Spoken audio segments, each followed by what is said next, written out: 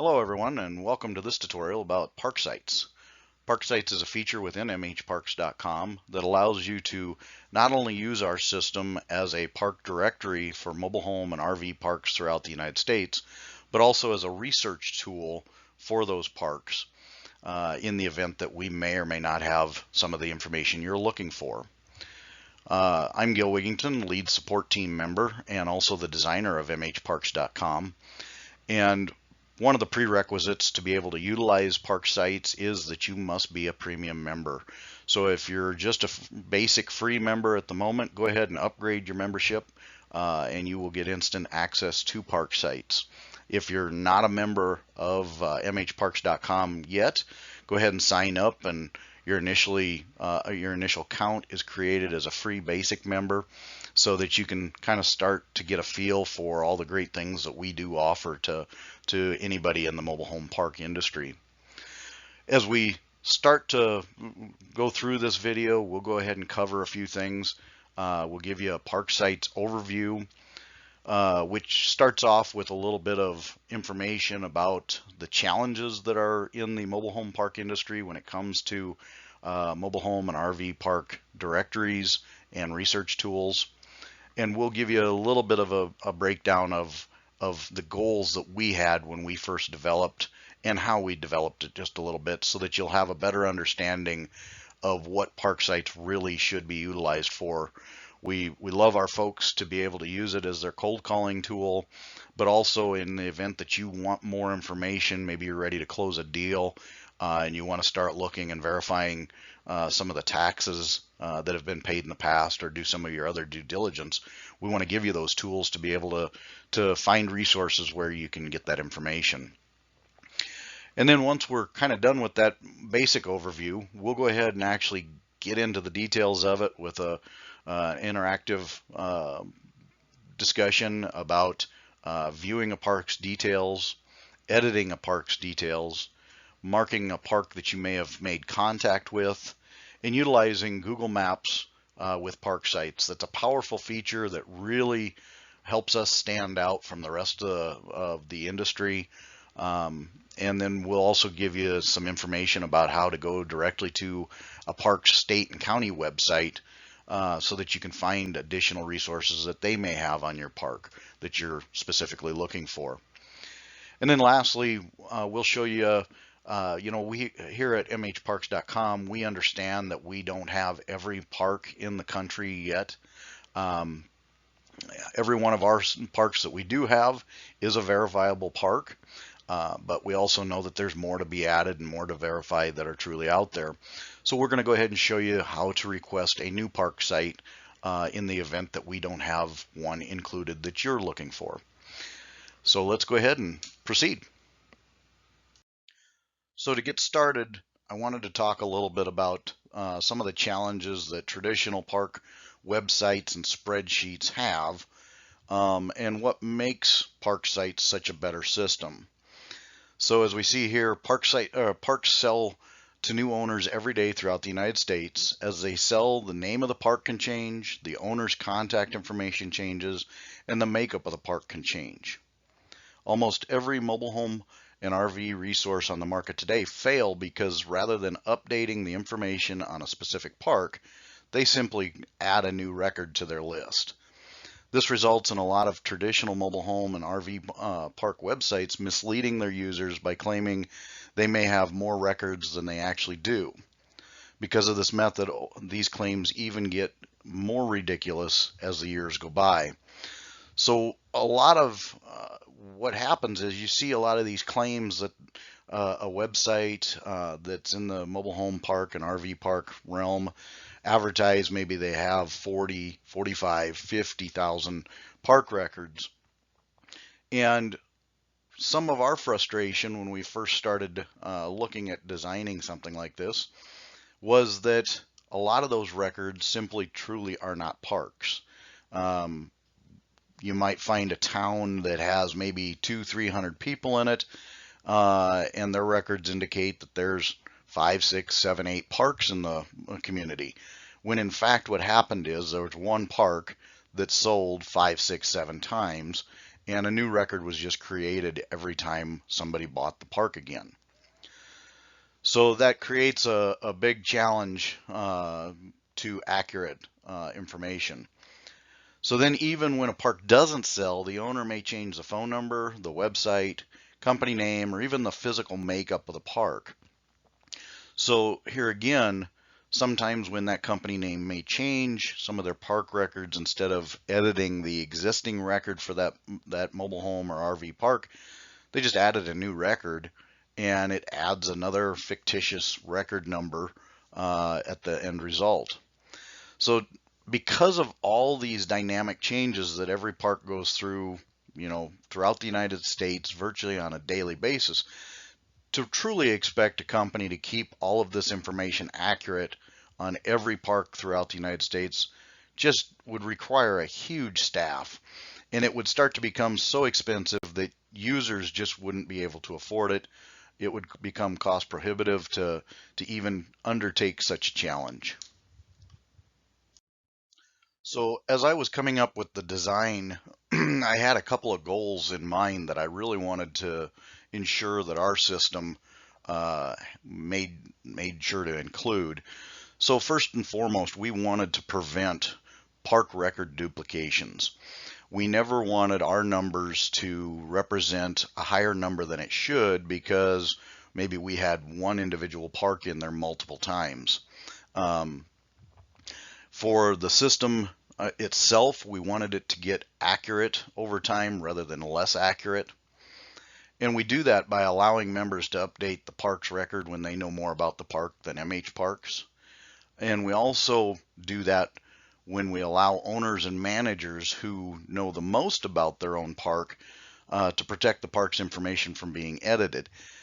We do both of those items by allowing people to edit parks in park sites, and who maybe a manager or owner claims the park in the MHParks feature, their information updates the record in park sites, but protects it for 365 days while they are the claim holder. And then we also wanted to utilize the park's latest information that's being advertised in park for sale ads to update park records. So that's why in MHParks.com, anytime somebody advertises a park, they're asked to link their advertisement directly to a specific park in our records.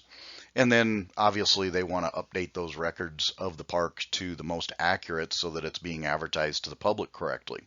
So we utilize those advertisements in park sites as a way to update our records. We also wanted to provide more detailed information about the physical makeup of each park than a lot of traditional websites and spreadsheets offer. And you'll see the image below here. This is how we actually track the lot makeup of a park, where we ask you to provide the park-owned homes, tenant-owned homes, and then when you have vacant lots, we ask you how many are developed in there and undeveloped.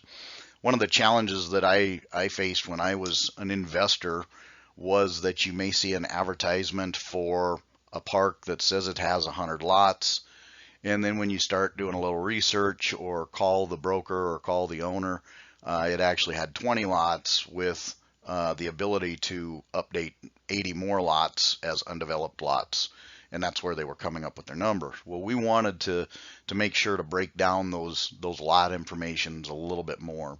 Same thing on RV lots. We wanted to know, okay, how many RV lots are truly there, how many are undeveloped and developed, and what kind of lot surfaces do they offer.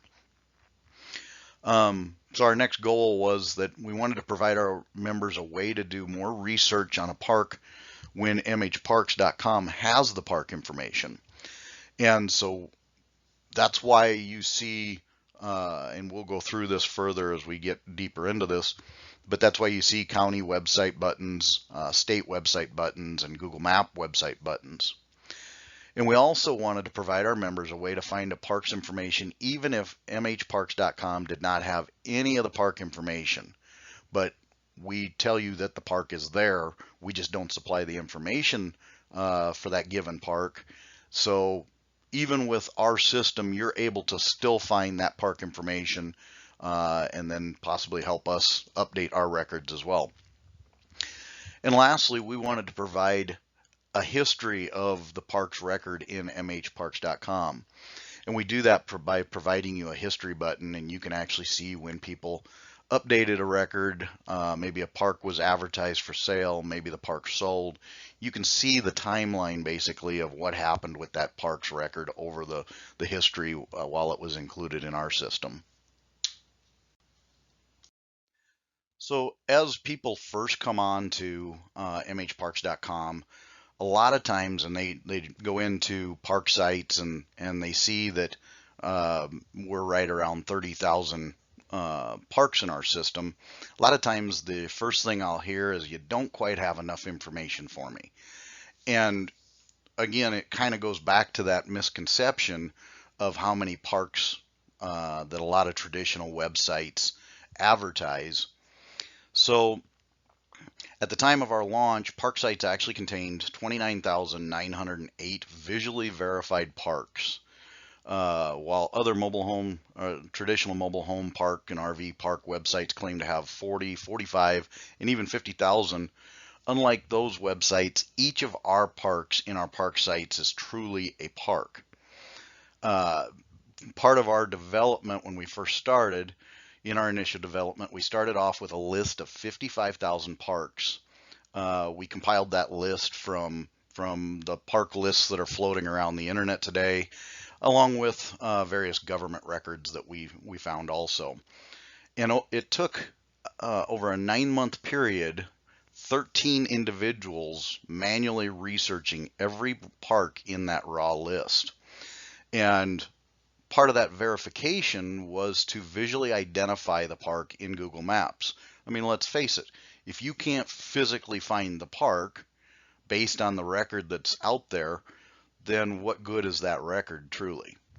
So for us, if we couldn't identify that park in Google Maps, or that the park maybe turned out to be an office building, or it was maybe converted to a parking lot, or it was just vacant land because the park had a natural disaster, we removed that park from our park site's record. And I'll go to the specifics of maybe a park was hit by a natural disaster, maybe a fire, a hurricane. Part of the reason we removed that park from the final records list was because there are clauses in zoning that if the homes are removed, you may lose your licensing. So we wanted to make sure, okay, if they rebuilt and did manage to get their new license or have their license continued because it was just naturally a disaster, then we can bring those parks back in. But we did not want to include those parks until we knew for sure that those were actually going to be rebuilt and continued on as mobile home parks. So by the time our research was completed, we were left with visually verified parks in our park site system. And you'll be able to see that, and we'll show it to you as we proceed on. So keeping with some of the challenges that we've all faced with some of the spreadsheets and the traditional websites that are out there, along with the goals that I had while designing our system, when we think of park sites, we need to think of park sites as being designed not only as a mobile home and RV park directory, but also as a research tool that premium members can use to deep dive into researching any park in our system. This includes parks that we may not have any information on. Again, that was part of my goal, was to provide everybody the location of the park and the resources to be able to find it in the event that we did not have that information. So how I designed the system is a 2-layered system so that our administrators can meet our requirements while our users can also still update information on parks. So our first layer is the park site layer, and it incorporates the city, county, state, and zip code. And This information within our system is managed purely by our system administrators, and we have a 99.9% accuracy for every park in our system. So if you see a pin in our map, you know that we've got a 99.9% accuracy for its city, county, state, and zip code. This is a huge, important key aspect of our system. And then the second layer is what we call the park details layer. And this is information is the items that we traditionally think of for mobile home park information. The items such as a park name, the lot makeup, physical makeup of that park's lots, and utility information. Maybe the park has a single family residence on it, or it has some storage units on it. And that information is purely managed by both our system administrators and our premium members together. Again, we wanted to allow our users, when they knew more about a park than us, we wanted to allow our users to be able to edit that records information. And by having these two different layers of information, park sites can still provide our members with additional resource links for parks that we may not have any information in. Because of our park site layer, we still can provide you the accurate county button, the accurate Google Maps button. We can still provide the accurate state buttons so that people can go out and actually start researching some of that park information. Or, maybe we have the information and you want to find more information, such as what last year's taxes were or something like that. Our park sites layer allows that to happen very easily without ever worrying that maybe somebody edited the wrong information.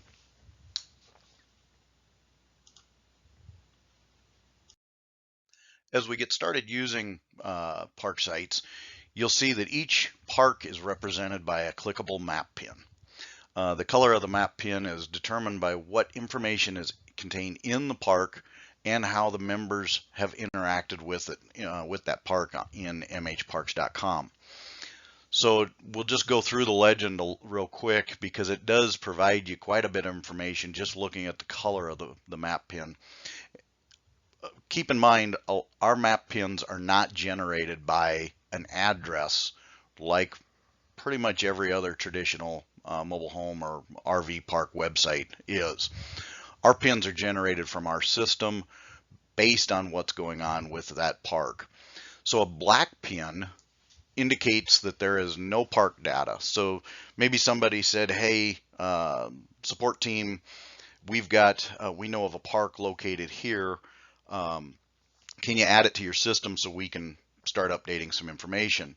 So we'll go ahead, and after we verify that it is a park and everything, we'll go ahead and add that to our system, and we won't enter in that information. Instead, we'll let you, since you know more about the park than us, and that park will be indicated with a black pin. But even as a black pin that we know no information about, because of our park site layer, the city, county, state, and zip code are still known for that particular park.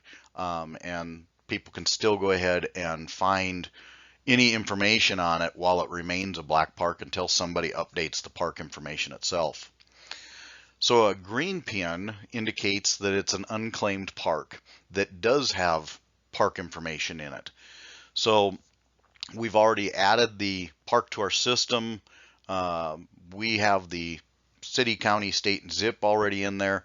Somebody else, whether it be one of our system administrators or whether it be one of our premium members, went ahead and added the number of lots to it, added the park's phone number, maybe their website, park contacts. That turns that pin to green. And at that point, you know that pin has got some park information in it. A blue pin is a claimed park. So somebody other than yourself has claimed that park using the MHParks feature in MHParks.com. And so you'll know that that's probably got a higher probability of information in it because somebody did claim it, preferably the owner or the manager of the park, and they put the information that they know about the park in there. Purple pins are parks that you have claimed in the MyPark feature, And hopefully you updated the record so that it indicates the latest information about the park itself. But you can identify your own parks very easily by looking for purple pins. And a yellow pin is whenever you've chosen to click a park's mark this park button, it turns that pin from whatever color it was to a yellow map pin. And that way you're able to track, maybe you want to work a geographical location of parks on either cold calling or doing some research on that park in that area, parks in the area. You can turn each one that you've made contact with or researched to a yellow pin so that you can quickly and just visually see on our map that you've made contact with it. You don't need to go back to that record again. You can continue working with the records that you have not worked with already. So as we're also still looking at the ParkSite's main page, you'll see our integrated Google Maps with its default of a satellite view rather than a terrain view. And for us, that's hugely important. Again, every one of our map pins is a verified mobile home or RV park. So unlike traditional mobile home parks, park websites, they traditionally show you a terrain view of that map pin based on the address. And sometimes you can find the pin is on something else. Maybe it's a half a block off or was incorrectly located because of the address. With our proprietary information, we actually place the pin or try to place the pin every time in the center of the park. And this allows you to visually verify for yourself as you zoom in, maybe the park's condition, the neighborhood that it resides in, or validate the number of lots and homes that may be within that park. And to zoom into each one, just simply use your mouse wheel to zoom in or out of each map pin, and you'll be able to actually see a true mobile home park. And that's a part of the giving our users the ability to do a little bit more research on each park. You know, one thing as an investor years ago, I used to want to see what that park looks like. And with our integrated satellite or Google satellite imagery, we can actually show you what that park looks like. As you're looking for parks and viewing them on the integrated Google satellite map, we also give you the ability to search the map by location using our search location field, and we allow you to filter what parks you choose to see using our filter. So the first item we've got is the search location field. It's part of the Google API integration. So simply type your location in there. Maybe you want to search Chicago, Illinois. You can go ahead and type in Chicago, Illinois, and the map will automatically go over to Chicago, Illinois and start displaying any pins that would be associated with that area. Or you can just simply drag the map to the locations you want also with using your mouse cursor. For our filter option, we give you that ability to display pins based on your criteria. Maybe you're a RV park investor and you could care less where those mobile home park lots are. So we give you three types of filter options that you can use in combination with each other to display the final results. The first type is park types, which allows you to display parks that are maybe comprised of only mobile home lots, or parks that are comprised of RV lots only, or those parks that contain both RV lots and mobile home lots, known as a mixed park.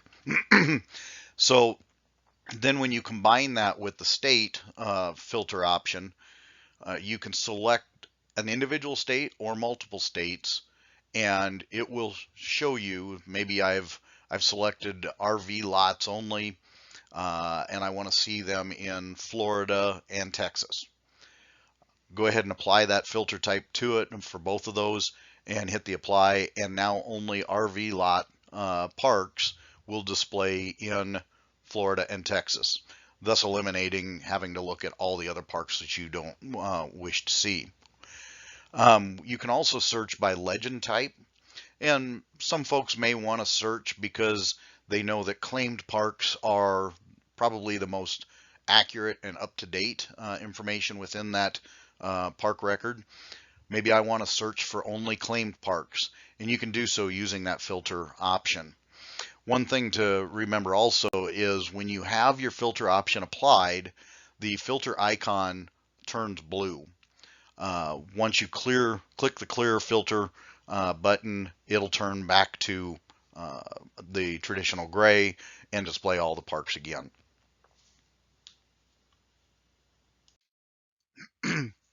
So once you've found a park that you're looking for on the map, then simply click on the map's pin and the park detail slider will appear from the right side of the browser. In addition to the park's action buttons, the slider will provide you some basic information about the park detail information, the park city demographics, and who and when, excuse me, who and when last updated the park record. So in the top red box, you'll see we've got the park name, the street address, and you'll see we've got city, county, state, and zip. Again, those are independently supplied by the park site layer. And then we've got the phone number, total mobile home lots, and total RV lots. That gives you the general gist of what we have for that records information. If it was an unknown park name, it would say simply park name unknown. Then because of the accuracy of that park's site layer, we can provide you Park City demographics, or in the title of the area is called Park City information. We can provide you the demographics of the city that park resides in. No matter if we have a record of park information or not, we can still provide that to you. So in this example, we've got the name of the city is Omaha. Its type is a city. Smaller communities might be villages or towns. We show you the population and the number of households. And that's important so that you can start relating, okay, is there a housing shortage in this community of so many people? We also provide you the median income so that as you think about developing more in a new park, maybe you purchased a park or you're thinking about purchasing a park and you want to be able to rehab it, we show you the median income so that you can start deciding where's my price point for those tenant-owned homes, or where's my price point supposed to be for park-owned homes and the rents that you're going to collect.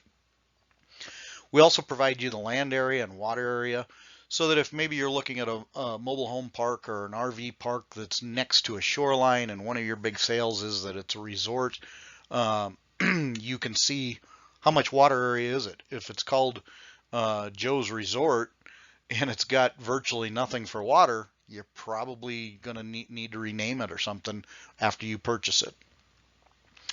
So then again, in the bottom field, bottom red box, you'll see that we've got the park site ID, and the park information was last updated by our system on 7/4 of 2022. And this is all just test information that we're showing at the moment.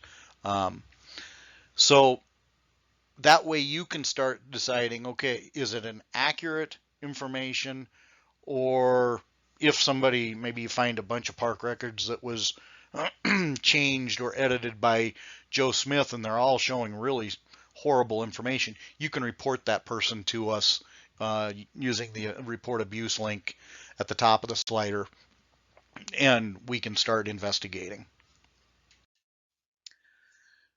So then on the slider, when you start utilizing the park's action buttons, members can research or edit park information. Because of our two-layered system again, this is true for even parks that contain no information at all. So the first top three buttons, the View Park Details, Edit Park Details, and Mark This Park buttons, are each specifically designed for our members to interact with the park details layer of the information within parks sites. So in other words, When you view the park details, that's the information that we have on record in MHParks.com. When you edit the park details, that's the information that you can edit that's within our park site system. And when you mark the park, you're marking the park within our integrated Google map in park sites. So, and again, each one of these go into detail.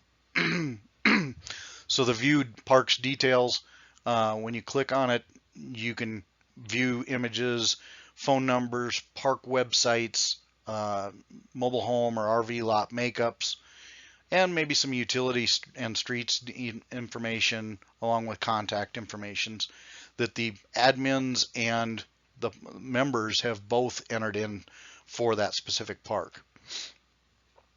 If you see that our information may be wrong, or you know more information about the system, that specific park, by clicking the Edit Details button, you're allowed to edit the park details for anything that's would normally be displayed in the View Park Details. And again, when you mark this park, it allows you to change that map pin to a yellow. Now, once you've turned it to yellow and you click on the park again, that button will say unmark this park. And you can simply click that button to turn it back to its traditional color. So the 3 lower action buttons on each park within the slider are truly what help unlock the power of park sites. As you see here, the View State website, View County website, and Google Maps button are each designed to empower our members to deep dive into a park's information, even when park sites may not supply it. So in other words, we wanted to provide you the resources that if we know nothing about the park, but it's still in our system, we can give you resource links to be able to find that fairly quickly and easily.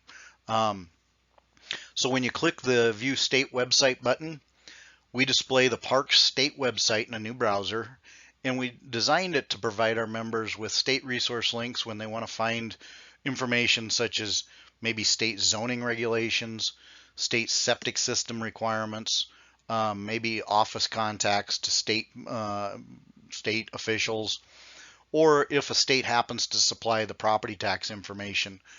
While most of your property tax information will be provided at the county level, there are a couple states that do provide it at the state level instead. And by searching anything within the state website that relates to what you're looking for, you can save a lot of time by just clicking that button and start searching through the state website's resources. So when you click the county website button, we display the Parks County website in a new browser, and we designed it because we wanted to provide our members with any resource links that a county may provide to the public. These resources can include county property tax records, GIS mapping, zoning regulations, county office contact information, recorded property deeds, or anything else that's county record related.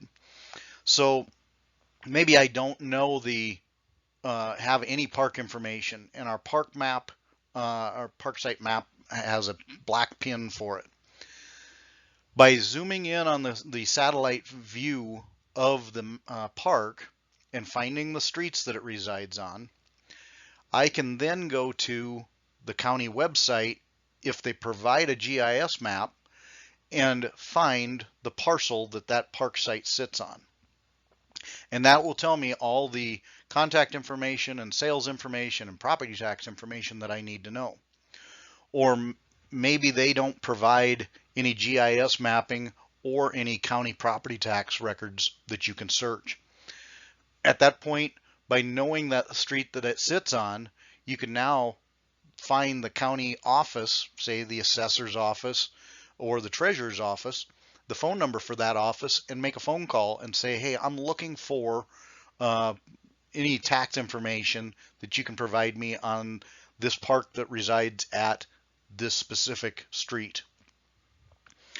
Or maybe you want to view the deed records and see if maybe there's liens on a property that's recorded at the clerk's level. Any of that information can be easily accomplished by just clicking the View County website rather than having to search, just doing a general Google search and then finding out maybe you're at the wrong county. This takes you to the exact county that park resides in. So then our Google Maps button, that displays the park's pinned location within a Google Maps of a new browser. And it's designed to provide our members with all the great tools that Google Maps provides, such as Google Places and Google Street View. So if we have a park that has absolutely no information, again, a black pin, then you can click the Google Maps button and see if there's a Google Places associated with that location in Google Maps. You can also, if you wanted to find maybe the condition or the latest pictures of the park, you can go ahead and click the Google Maps button and then click the Streets View and see exactly what the park looks like from the last time Google took its imagery of the area. One really neat little trick also that is very helpful is using the Streets View. A lot of parks go ahead and post a sign of the name of their park and their phone number right at the entrance of the park. By using the Streets View, you can actually see their sign and verify that the phone number is correct in Places, Google Places, and in park sites. And that's a cool little trick that allows you to be able to use these tools that we've included in either verifying or finding new information about any park that's in our system. Okay, so now that we've gone through our basic overview of everything, let's actually get into the actual use of park sites, and that way you can visually see some of the great features that we've already talked about. So when you first log in to your dashboard, simply click the Park Sites link from your left menu, and you'll see our map that we've been discussing, along with all the pins as clustered. As the farther you zoom out, it'll cluster those pins together so you know how many are in the area. They are not related to clustering specific to a state or anything. It's just a cluster at that point. And we're going to go ahead and zoom in. We're going to look at Schuyler, Nebraska, which is my hometown, and the parks that are within it. And this all is test information, so that we'll go ahead and, even if we edit the parks and stuff, it doesn't interact with the live version. But here's a park that I've claimed, and we can see that by the purple pin.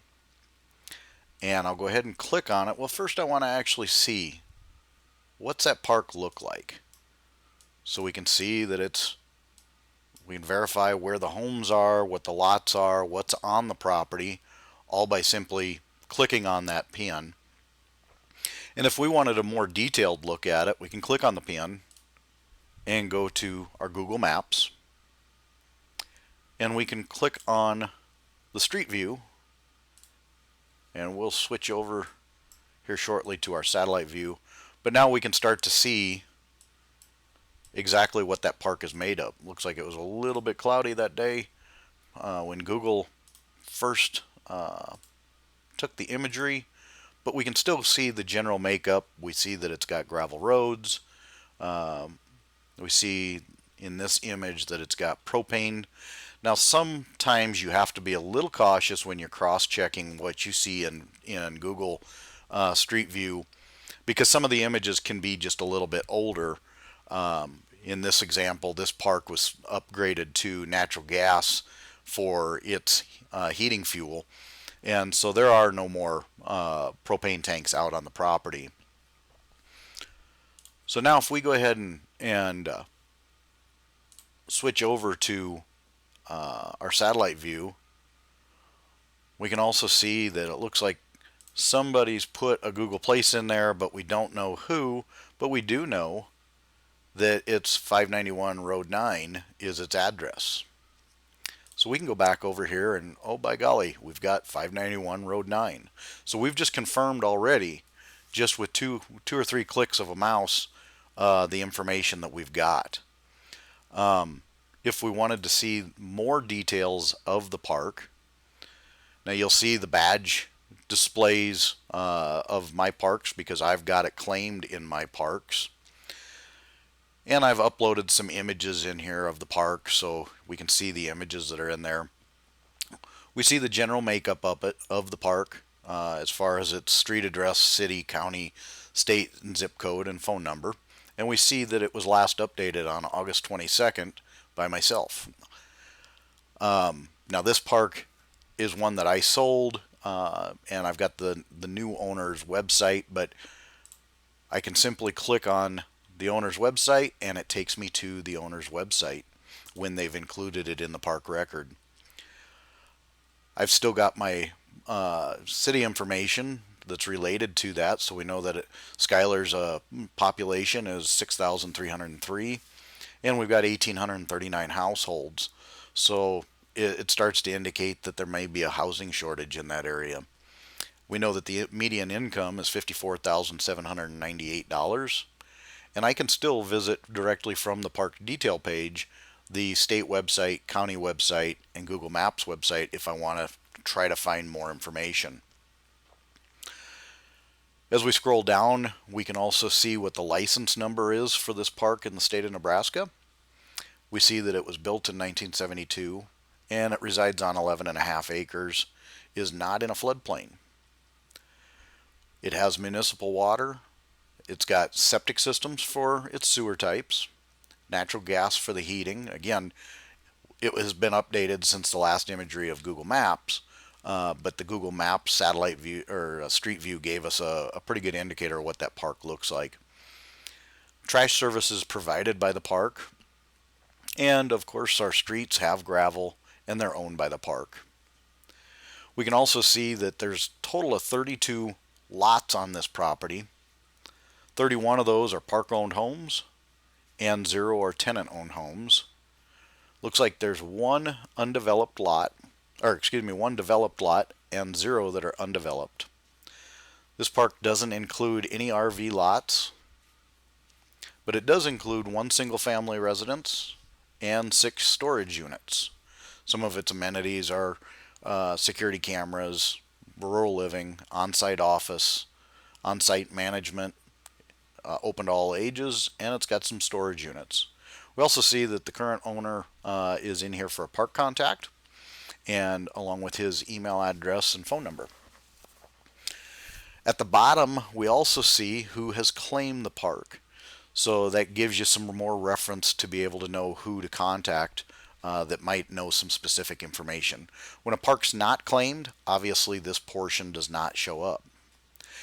Now let's hypothetically say that instead of 32 lots of just mobile homes, let's hypothetically say that I do have this park does have some RV lots in it. So I can go ahead and close and go to the edit button. Since I've claimed the park, I will have access to that edit button. For anybody else that has a claim on a park, when you're viewing their information, you will not have access to that edit button. But I can go ahead and edit any of the information that is revolving around that record. And again, for this particular example, we're going to go ahead and say that we've got one, or we'll just change it to 5 developed RV lots, and they're all gravel. And maybe we change the park over to municipal sewer instead. And we wanted to maybe change the order that the images sit in. Anytime you upload an image, you can drop and drag them into the order that you want them to display. And we just simply click Save, and the park information has been updated. Now, as we talked a little bit in our overview, we want to give our users the ability to see the history that takes place with that park record. So by clicking the park history, we can see right here that we just updated that record. Um, we can see that in our as we were going through some of the testing phases, this park was put up for sale in an advertisement in July 26th.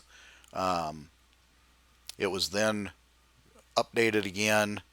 Looks like the park got updated several times. The park was sold. Um, so we kind of get a history of what's going on with that particular park. And you can even see when somebody's claimed it, and so if several people claim it, you can see that over time as well.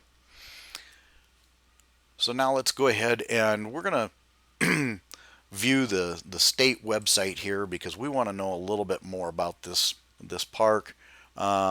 Maybe I want to know DEQ requirements.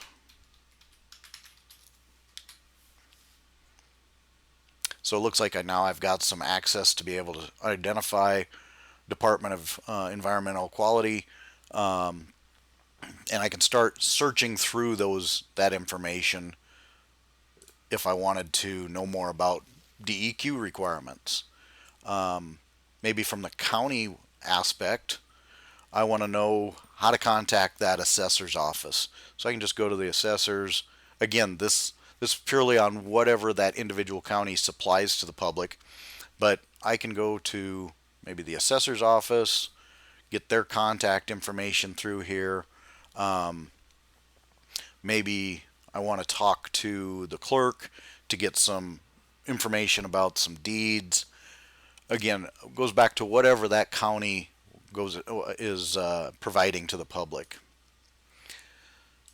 So now let's look at an example where we have absolutely no information in a park, and I've got one set up in Fremont, Nebraska, and it's just simply a park that we did not have. We marked it as administrators. We've marked it that it's a park, but no park information has been supplied as indicated by the black pin in our legend. And as we zoom in, we can see, okay, it is a park because we're seeing mobile homes on it. But again, in our system, there's no information available. If we click the view park details, it's going to tell us there's no data available. If we wanted to go ahead and we did know some information, we could just simply click the edit park details and know that we can put in the information that we do know about it. But since we don't know the information quite yet, let's go to Google Maps. And we'll click on it. We're going to, again, zoom in to the park. Now, a lot of times, addresses will already be located within a park for a mobile home, especially when you're looking at mobile home parks, not necessarily for RV parks. But these little numbers are actually addresses. So we can click on an address and know, okay, there's an address within this park of 2805 North Broadway Street. So without knowing anything about the park, we already have an address that resides in there. That then empowers us to do a couple things.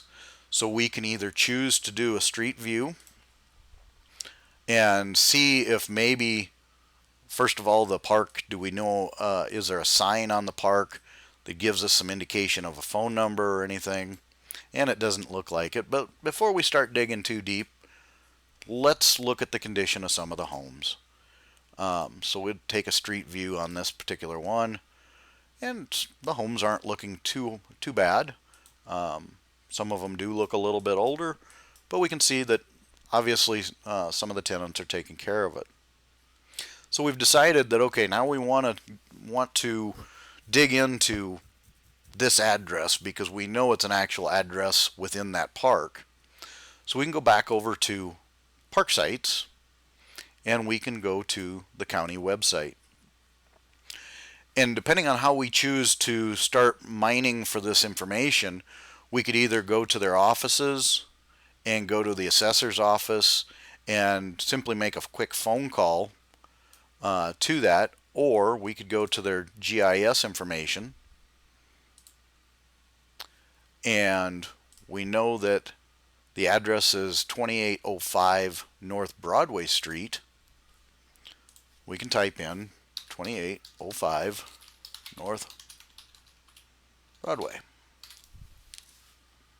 Okay, and sometimes, their searches are just a little bit interesting on how they come up with that. But if all else fails, we've already seen, let's switch our layer over to a satellite imagery. And we'll let the map build just a little bit here as we zoom in.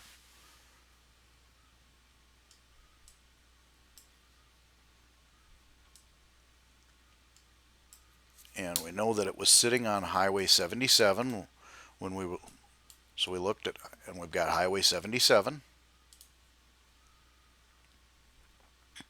And I'm looking for Highway 77.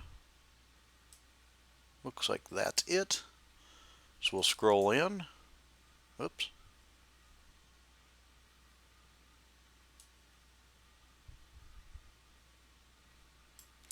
And what happened was I accidentally clicked on a parcel before I was able to find the park. So again, we'll scroll in a little closer, and actually I did click on the park. So now, since I'm in the county's GIS system, I actually can see the parcel, the entire park's parcel, and all the information that it's provided within it. Now, you may end up only finding a tax information for a particular mobile home inside there, or you may find the parcel information for the entire park. But you've now got contact information specific to that park, even when park sites did not have any information about the park in our records. So that's the power of park sites. The other thing that I'll show you as we zoom back out, and we're just going to go to we'll use our filter, and I want to look at mobile home parks within the state of Florida, because that maybe is what I was researching before. Let's clear our filter, because I think the one I was looking at was an RV lot. No, let's just clear our filter again. Okay, this is the park I was looking for. You'll notice that it's a yellow one because I wanted to mark it so that I knew it reference later. And when I click on this park, you'll see the for sale badge. Well, that badge indicates that it is currently being advertised in our system on the homepage of MHParks.com. So when I click on the details of it, you'll see again the for sale badge, and that's to provide you an indication that, hey, this information must be pretty accurate because of the fact that somebody advertised it and they want the information to be accurate also. So anytime somebody claims a park or they put the park for sale, we show you that with the badges, either for sale, MHParks badge when it's your park, or claimed when it's claimed by somebody else in the MHParks feature.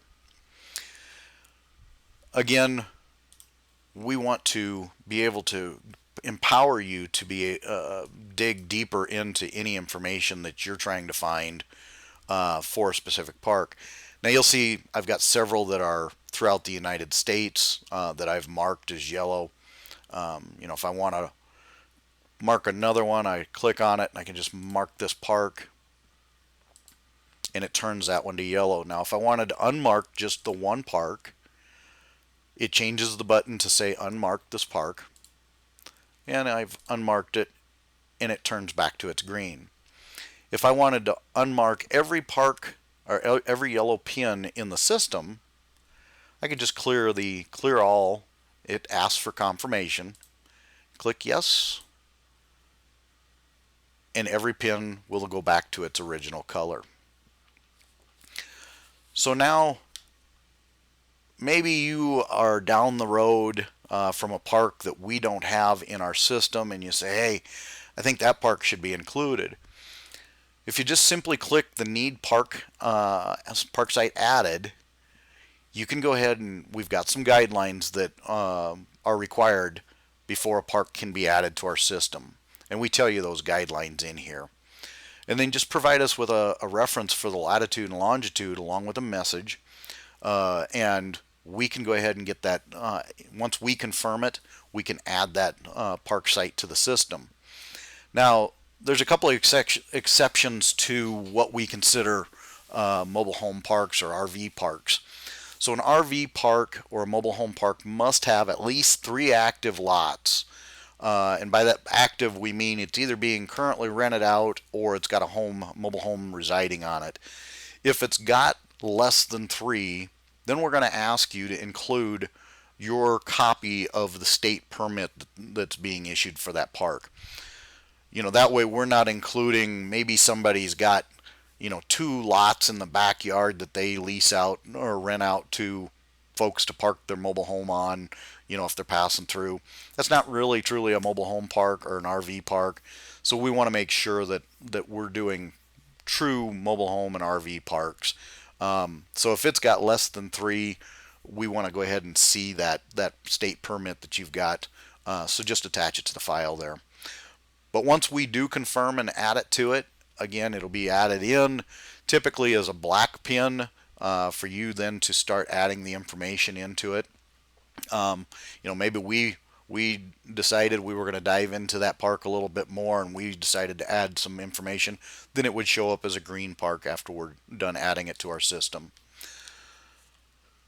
So essentially, that's the gist of interacting with park sites and how we need to be thought of as a resource tool and a directory, not just a park list that provides you, something that may change in a few days.